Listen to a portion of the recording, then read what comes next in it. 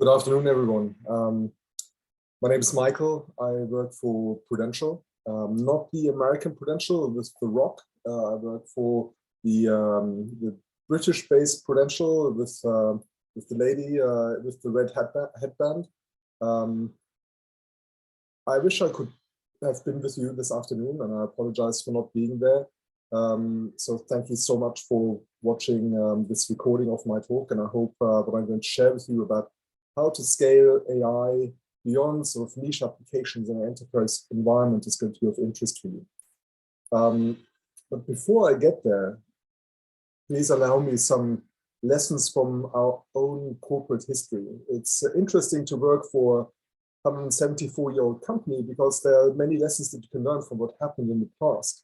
And our traditional corporate headquarters look this, very Gothic building that still stands in London, built about 150 or so years ago.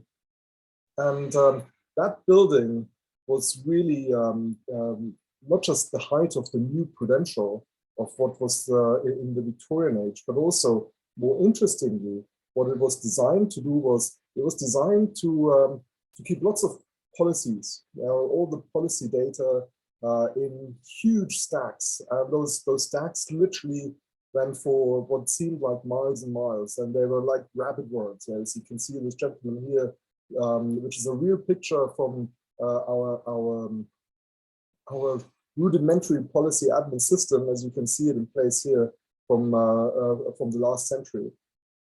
But it wasn't just policy data that we kept. The other thing that we did was we added a lot of people who, in this case, you can see tabulators and people who, with the job title of computers, who were looking at these policy files and reasoning over them and giving insights to our actuaries and help them design better products, help them calculate premiums and so on. But if you think about it, really what was built there 150 years ago is what we would call a data center today. It's lots of storage and lots of compute all in the same place. Of course, that's not all. We also had agents who were the embodiment of our user interface and who would roam the streets like this dapper gentleman here in last century's London, just outside that building actually, looking for customers and looking for serving them. So that really is an interesting backdrop there from my own point of view, in that that is really what we've built 150 years ago. It's really the first incarnation of a data center. But so what's the point of talking about this, especially in this talk here?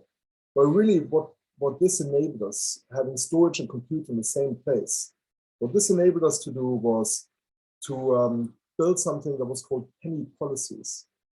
Now, it was insurance policies that were for the first time affordable by the emerging middle class of Victorian England. And the agent's job was to collect the premiums, bring the policy documents back into this corporate center, and the computers would then be able to review what are actually our claims, what is actually being paid out, and therefore be able to successively lower our premiums, and therefore make them much more affordable to this huge expanding space that had no financial security up until then.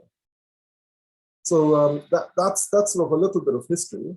And so what about now? Well, obviously we still have storage, compute, and user interfaces, only that the data now doesn't sit in stacks of files, but it sits in our own data centers that are nowadays actually in the cloud. We have compute, but the compute has now really morphed to machine learning. And we have a user interface that, of course, is a mobile app. So if you get these things together, you have something that's hopefully a compelling user experience for our existing and new customers. And obviously, following the Silicon Valley mantra, we want to make this user experience as frictionless as possible. But really, obviously, who are the users of this user experience? Well, it's our customers, our existing agents, our partners, and really the friends and connections of our customers who we're enticing to join our offering. And all of that really comes down to driving actions. They don't have to be automated, they're ideally automated, but that's what it comes down to. All of these drive actions. And that's really what this whole setup of having data and machine learning in UI, what that is really supposed to deliver is actions. And what we want to do with these actions is we want to understand continuously, what did we predict? What did the machine learning algorithm predict would happen, and what did actually happen in the end? And thereby then feed the differential back into our data. So that with every step we learn, and with every step we improve, and with every step we get closer and more intimate to our customers. And again, you could ask yourself, so what? Well, the so what in 2022 is, it's actually very similar. If you may have come across this very famous curve, it's called the Milanovic curve, and it shows the growth incidence by income percentile. And what you can see is, the famous 1% over the last 30 or so years have obviously massively increased their wealth, and the people below that in the sort of existing middle class especially in Europe and in the US, maybe not so much, and that's why we're sort of voting for the crazies. But what's much more interesting is what's happening here, and that is over that period of time, over the period of a couple of decades, we've had this emerging middle class globally in markets that weren't there before, and really our purpose, therefore, in 2022 is from our corporate point of view, the so what here is to try and bring financial security to the emerging middle class in Asia and in Africa. So that really is the basic construct, and I will come to underwriting a couple of times in the course of this talk. But obviously, there's a whole bunch of tasks that are associated with what we want to do. There's something around data engineering and getting all that right, building the pipes. There's something about actually building the machine learning models and deploying them, and there's a lot of MLOps. And then there's building the connection between the machine learning and the rest of the world, which is good old solid software engineering. And by combining all these things, we're trying to build an AI system for underwriting that is fit for the 21st century. And I'm going to give you some hints of that in the course of the talk. One question that as AI practitioners, we should ask ourselves, how do we scale with the number of people? You have sort of an imaginary scale of value that we're creating for our employers. And against that, the number of people that we have to create that value. And naively, you'd think that could be a linear relationship. That's what you'd probably expect. As you add more people, you add more value. And of course, this is a log-log scale, so the linear is to be taken with a pinch of salt. But in reality, we're not on this naive curve. In reality, we're much more likely in terms of this curve, that over time, as we're adding more people, the value that the incremental AI person creates is actually decreasing, because we are starting to get middle managers, we're starting to get into organizational processes, we're starting to run into other limitations of scale. Whereas really what we want is, we want to be on this top curve here, where we're scaling beyond the linear. So the question really is, how can we deploy AI and scale beyond the linear? And that's what I'm trying to share with you in this talk, at least a couple of very simple, naive viewpoints of how that may be achieved. The first part of this is really the use cases. What are we building AI for? And a lot of us are building AI to run our traditional existing businesses. And some of us who are lucky enough are also in charge of building a new digital business. And those two couldn't be more different from each other. They're very, very separate and very different needs. In the traditional business, they're selling traditional products as we have been for decades through traditional channels. Remember this extremely well-dressed agent, for instance.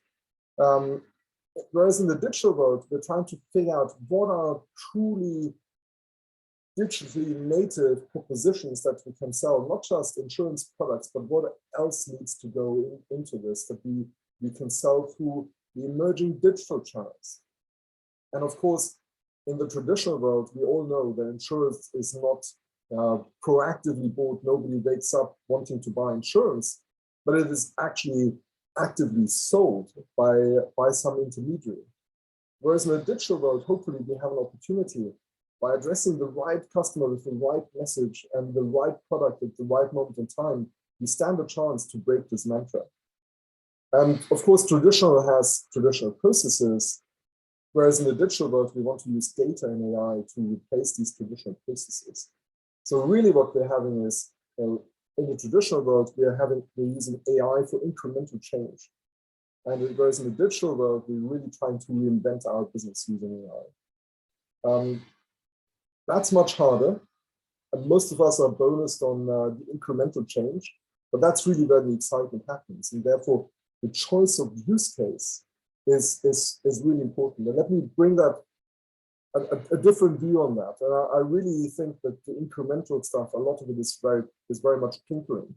Because if you look at different approaches to trying to manage traditional processes, so if you have traditional approaches to driving process improvements like Six Sigma, they really just take sort of one branch of the processes and try and improve on them.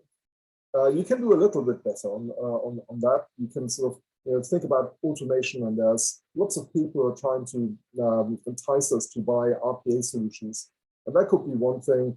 That takes big branches of the process and tries to automate them in a wholesale way. Or you try and bring some machine learning to it and you call it intelligent automation. But really, of course, what you're doing is you're just taking the existing traditional process and you're trying to find a way to automate it, to make it smoother, make the traditional process work better. Whereas what we really want to do, a lot of this also requires very much manual interventions.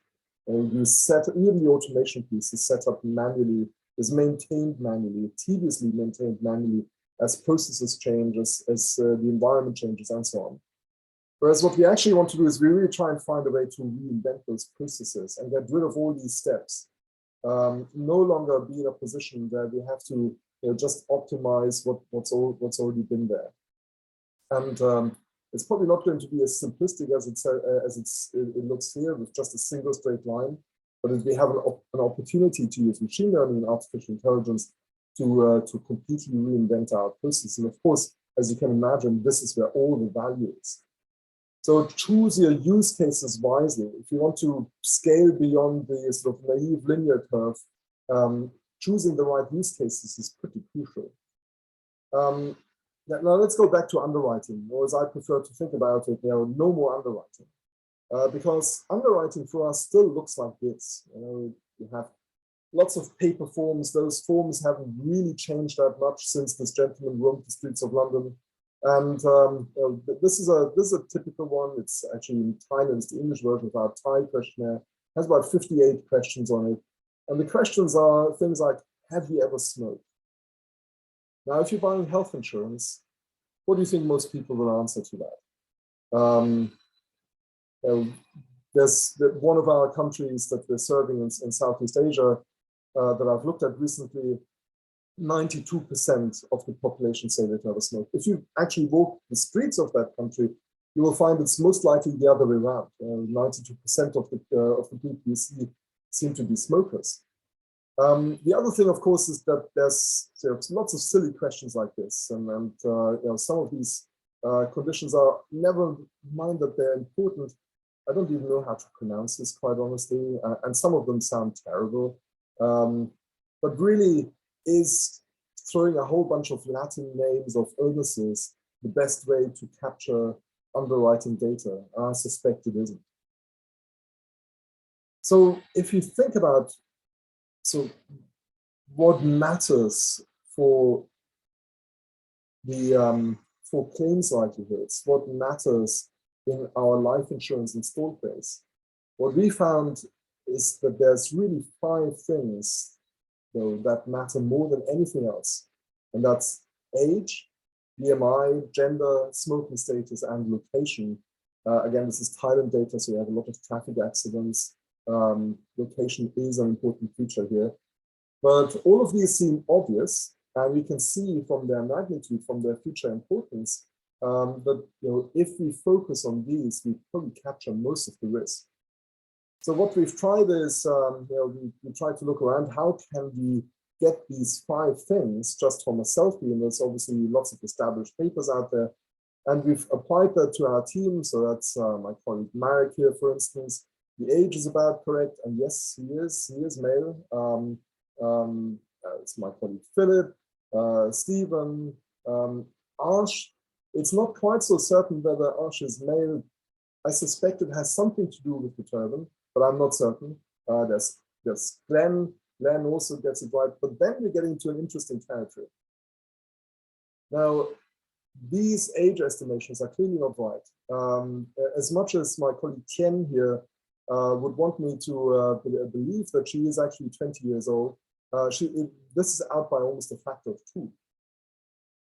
And obviously, as you can imagine, for life insurance, that's a pretty crucial thing. If you underestimate the age, you get everything else wrong. And you can see the same with Jasmine here. Whereas for me, again, the age estimation is correct. Although I do wonder why it thinks that there's a possibility that I'm not male. Maybe it's trying to tell me something that I don't yet know.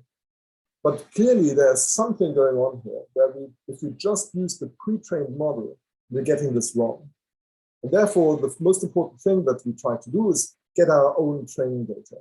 So we get about, in Thailand, we got about 9,000 images from about 4,500 people. Now we went to things like our annual cycling competition. We asked people to volunteer, to step on the scales, have their height measured, have a picture taken.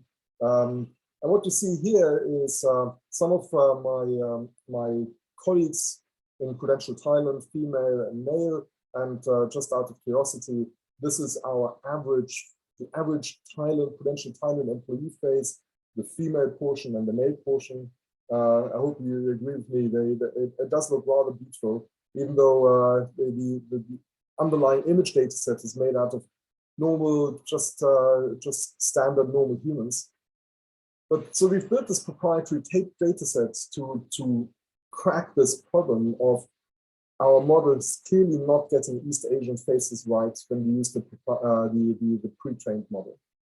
So what we've done is obviously we've put this into action. What we said, we will have this feedback loop. So we said we've built our proprietary database. We've thrown a neural network at it. We've had a simple user interface where we showed people the data that we thought, and they could tell us whether it's right, and that then fed back into our data, into the labeling of our data. So that's clearly an important thing for us to have, this proprietary data on labeled facial images that will help us make a much better estimate of those top 5 criteria that we were looking at. And we've actually launched this. So this is live. This is not just a silly little prototype that never sees the light of day. That's actually been launched in China. Let's talk about something different. Obviously, AI people, we always like to talk about algorithms. This is a chart I've stolen from this book, which I highly recommend.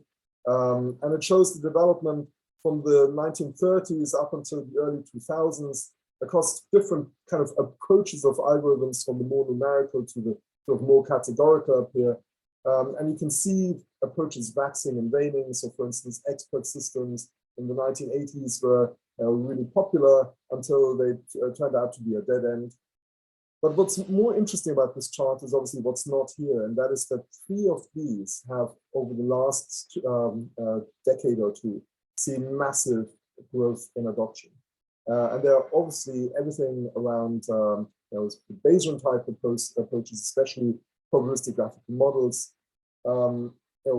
Gradient boosting decision trees is clearly an important tool set for all of us, I suspect. And then, of course, there's everything around deep learning and the various derivations of it that we see in practice. So far, so very useless. A picture with lots of different algorithms, and some of them become more popular. Versus the actual question that we should ask ourselves is, what algorithm should we use then?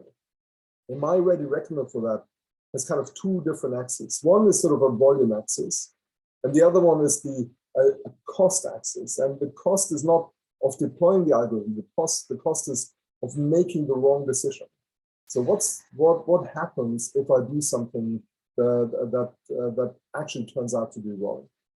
And if you think about it, take an example. Google, if you run a Google search, you have huge volumes, whatever it is, 3.5 billion Google searches a day. So you're clearly out here on the volume side. And what's the cost of making the wrong, of showing the wrong ad on a Google search? Well, it's clearly minimal. So Google, we would expect to be somewhere down here on this chart. Take another example, look at a hospital and maybe calculating radiation dose for treatment of a cancer patient. And obviously, volumes are much lower, and the cost of making the wrong decision can be pretty high. Worst case, you kill the patient. So those are two very different extremes, and obviously there's a lot of space in between. As it turns out, those three sets of algorithms that we've talked about earlier map quite neatly into the space, because down here, understanding correlation is absolutely good enough. Whereas up here, you definitely need some understanding of causation. Because just stating that because Fred and Sue kind of look similar from a data point of view, giving them the same radiation dose, seemed to make sense, will not go down so well in your medical malpractice trial. So, and obviously that has implications of what we're going to use. So deep learning is great if you have huge volumes, low cost of getting it wrong. On the other extreme, you need to go through the pain of building probabilistic graphical models, and I've done that now a couple of times. So it's really, it's a painful thing to build and to maintain. And for the most use cases, just in between, this is absolutely good enough. So now we've spoken about what algorithm then. But it's not just that we only choose one algorithm. A lot of the time, we think about combinations of algorithms. And you can see that if you think about sort of, think back to what is it that's actually intelligence. And you could define intelligence naively as how well can you do something, which is sort of the x-axis here, performance. How well can you do a certain thing? How well can you cook a meal? Versus how many different things can you do? I can cook a meal, I can maybe conduct an orchestra and go to space. Maybe not, but that's all the things that humans tend to do. And obviously, generality, as we're high up, our models make fewer assumptions and can do more things. And think about where the human falls in this space. So the human falls at this line of 1 and 1. And if you go to the line that equals, if you multiply those two, equals 1, you get to this kind of human frontier. There's probably something like a realistic frontier where you get very few humans have actually 100 times the performance in a particular task than the average human. But then map onto this a whole bunch of AI kind of success stories, or even the sort of originally comically looking humanoid robots are making progress. The self-driving cars, and recommendations have made great progress. So that's sort of typical things that we see. Obviously, I've put AlphaGo and AlphaZero in here, which are really interesting cases. And on the other sort of the more pathetic end, I've put the kind of things that we've built in our own company. But if you look at this chart, what you find is there's a couple of very different regimes. And you have one regime which is indicated by this line here, which is essentially trying to solve the problem with effectively a single algorithm. All of these have a combination of algorithms to try and solve that use case. And luckily, our latest approach sits on this line. And then you have sort of the breakout here, which is sort of the AlphaZero type approaches, which sit on a completely new line. So let's look at that before just So on the side, if you're a science fiction aficionado, once we reach this line, there's supposedly on artificial general intelligence. Actually, all you really do is narrow intelligence, and who knows whether this super intelligence, Nick Bostrom's super intelligence, will actually ever realize. But of course, our use cases will sit sort of down here at the moment. Let's see how close we get to that. But let's have a closer look at AlphaZero and what happens there, because sorry, and by the way, I forgot I've had this on. What I can't fit well on this chart, I appreciate insights and help from you, is all the new stuff, or a lot of the new stuff. I'm not quite sure whether it actually fits on the chart and how it fits. If you have any ideas, please contact me. My name is fairly easy to find. Would love to hear from you. It does puzzle me. Okay, as promised, let's go to AlphaZero. So let's think back at the generality axis and the evolution of AlphaZero that has gone through itself. So it obviously started with AlphaGo beating Lee Sedol, and AlphaGo really learned from human games.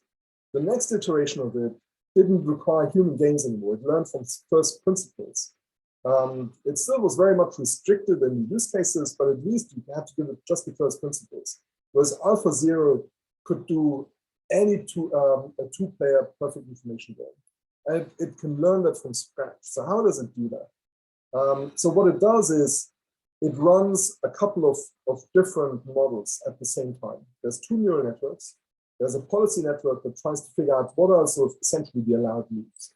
And then there's a value network that tries to figure out, how can I maximize the outcome of my moves. And that's combined through a Monte Carlo pre-search that just looks ahead, looks into the future as to what are potential moves that can be taken. And then what it does, it iterates that a couple of times, or in this case, around a couple of 100,000 times. And what we come up with is a whole new training data set with a new policy network and a new value network. And those, the winning ones, you feed back into the original step. And then you go through the loop again and again and again and again, and you do that a lot of times. And what comes out is an algorithm that then can beat humans or existing programs on a whole bunch of games in an amazingly short time. Of course, it also requires us to have this, from the Monte Carlo tree search, to have this massive combinatorial search space available to us. You also need to have some kind of clear objective function, reward function to optimize against. And the third thing that you need is you need lots of labeled data and some kind of efficient simulator so that you can take the view forward as to what happens. So AlphaZero actually isn't just one neural network, or it's just one single reinforcement learning algorithm. It's actually a very, very clever combination of algorithms. And that's what I'm trying to get to. It's not just about which algorithm you choose, but also which algorithms you combine. And that's just as important as the choice itself. The next thing I want to talk about is what AI systems are we actually building? I want to give you an example. It's an AI engine that we've built in-house at Pru. We start trying to understand user behavior. So it's a sales engine that's trying to start with user behavior. So we have some kind of behavioral data coming in, and then we have some kind of labels that we associate with certain kinds of behavior. We have actually a couple of thousand labels that we're interested in. And that behavioral data, then we go through a two-step exercise. The first one is automated. The second one is entirely human, clustering and segmentation. So we run a whole bunch of different clustering algorithms that try and figure out what are the different sort of clumps of behavior that we find in our behavioral database. And we then take these clusters and we build a segmentation that then informs a campaign database. So we have a user base and we want to campaign against them. We try and understand the user base in terms of the segments.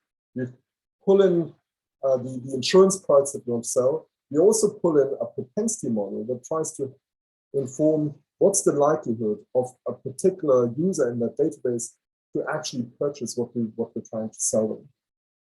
Now, of course, what we're doing is we're feeding that into a campaign engine, ideally an automated, highly automated A/B testing engine where we automatically pull in the relevant marketing collateral. And that then in turn drives this funnel where we look at the funnel drop-offs and hopefully you get some dollars at the end. But much more importantly, what we look at by looking at the drop-offs, we can feed those drop-offs back into our propensity model. And our propensity model isn't just about the dollar sign at the end. It tries to predict every single drop-off stage in the funnel. And if we run this a couple of times, probably to begin with manually, but ideally in a fully automated way, that improves our propensity model and our understanding of the customers, therefore, with every single iteration of the campaign engine. So that's what we've built. But what does it mean to say we've built something? Because there's different ways of different levels of maturity of building something. At the most basic level, of course, that's the level that we started. It's just a data science project. There are Jupyter notebooks, snippets of code, snippets of charts. There's no automated APIs. It's all human. That's really the starting point. And if that's all that I had described in the previous page, that would have been very disappointing. The more interesting level of maturity is the next one up, where we start to sort of properly maintain code, pull it together in the right way, test it before we rewrite it, harden the modules, connect them up, but actually still overall have sort of effectively manual control, which takes us to the next level of maturity, where we try and get rid of some of those manual controls, really connect everything by APIs, have this feedback loop running, maybe still semi-manually, but at least everything runs through some proper software engineering. The next level then is to have this feedback loop automated. And that's obviously an absolutely crucial step in the maturity. And then the final one is, if you were a software vendor, you would want to think about how to make it so that you can install and just configure this system anywhere. So the question here really is, what level of maturity are you developing towards? I know that obviously all of us find it really easy. This is the starting point. Most of us probably still cope with bringing it to 2 or 3, but the 3 we're probably always struggling. I know my team and I, we're struggling with this because that's not really our expertise. Our expertise is much more sort of experimenting with things like that. So we have a process of where we hand over to our own internal platform development team that takes the maturity higher. But if you think about how to get from this kind of linear, naive curve of how to get value out of your AI people, pitching towards the right level of maturity is absolutely crucial.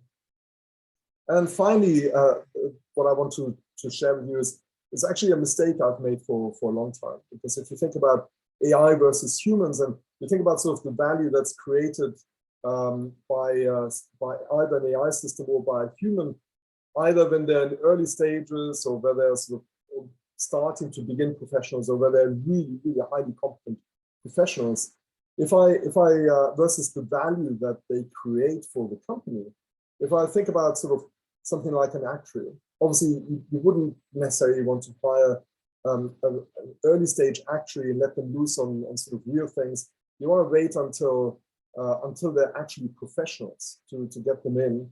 But really the incremental value of this highly experienced actuary for our business is versus the standard professional. There's obviously some increment, and that's why that line still trends up. But it is not that pronounced. It's not as high as the differential between the professional and the beginner. Versus when I think about our agents, a really, really, really good agent can make all the difference for us. And this is where my lesson comes in. Early on, after I joined Pru, I spent a lot of time thinking about how can I automate what the agent does. But actually, that's not where the value is. That the agent is the person who pats the customer on the back of the on the shoulder and says, yes, you're doing the right thing, you should buy this policy. And a really good agent can make a huge difference. So another level of that you think about where you apply your AI. What is it that actually delivers value? Don't try and automate that. Automate those things where that curve isn't so steep. So to summarize, there's a couple of things that really we need to do to take AI out of the niche. One is think about the use case, and it's about reinvention versus sort of being incremental. The other one is sort of systems maturity. The next one is proprietary data, what algorithm when and how to combine algorithms. And obviously then there's the value of humans. And most importantly, in all this madness with the latest GPT, whatever, you've got to try and stay sane. So thanks for listening to me. I wish I could be with you in person and answer your questions in person, but I apologize that's not possible. If any questions that you want to direct at me, you can find me quite easily on social media. Please do reach out, and otherwise enjoy the rest of the conference and hopefully see you at the next rework event.